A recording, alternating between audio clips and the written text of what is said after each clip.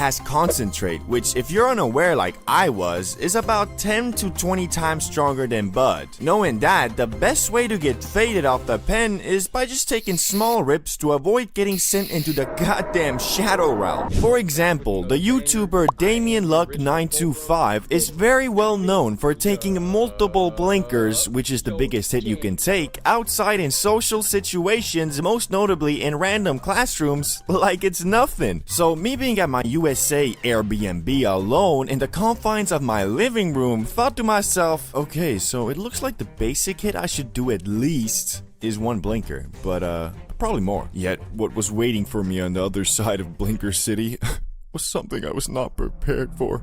Something unholy. The voices. I'll never forget the horrible things they were whispering. They made me almost delete my YouTube channel. Anyway, it started with me ordering a 1-gram pen off of Weed Amazon, and it arrived the very next day in a beat-up Cadillac with a delivery man who, from the looks of it, tests out every product he delivers just, to make sure the quality is there. Yo, bro, you're here for the Wii, right? You got the cash? Yeah, I ordered through your website, though. It should be paid for already. Yeah, I forgot I'd take online orders now, too. Anyway, here's the stuff, bro. I trust you. Hey, thanks, bro. Have a good one. You too, man.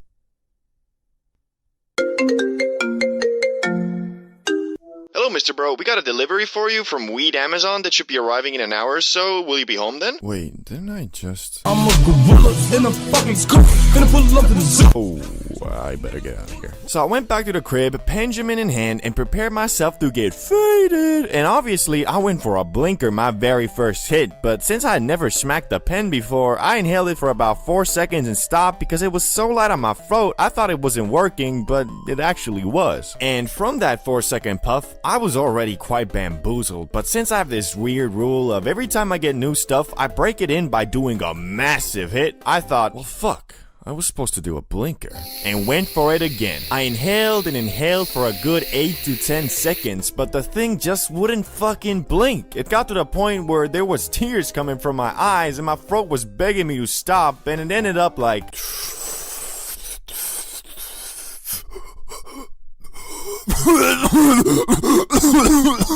I had made a grave mistake. I was so fucking high, I felt my soul leave my body. I was so high, I forgot I was even high. But it was just the beginning, because over the next 10 minutes, I just kept on getting more faded, and the demons in my head kept on getting louder and louder. But if you know me, I kinda refused to green out, so I just kept on doing random shit like reading the ingredients list off my bag of M&Ms, reading the comments on my videos. Change at dark blue, do things has changed for real. Imagine being another YouTuber. Kill yourself! Was not doing good. I was keeping a strong facade, but inside there was a war going on. I was feeling like Naruto with the 9 tails, only instead of an all-powerful destructive force talking to me, I was just really fucking high. Anyway, so yeah, I was grading out, which hadn't happened to me in years, and I concluded that because the voice of reason was completely being outspoken by the voice of tweaking. The good news is though, the hype from the Benjamin doesn't last too long, and in about 1 to 2 hours, I had started coming down, but at that point, I was already crawled up in my bed, scrolling endlessly on my phone, until I finally reached a state where I felt good enough to come out of emergency mode and order some food and ate myself into a food coma. So I learned, well, firstly, that motherfucker Fulcrum is actually insane, or his tolerance is just something else, bro, and that the Benjamin is best enjoyed in puffs of 3 to 5 seconds and not blinkers. Substance addiction is a very scary thing. Well, it depends. A dude who's addicted to ashwagandha ain't gonna be on the same level of desperation as a motherfucking crackhead, but nevertheless, both them dudes still addicted. Only difference is one is willing to lie, rob, manipulate, and destroy all his relationships just to get one more smack of that sweet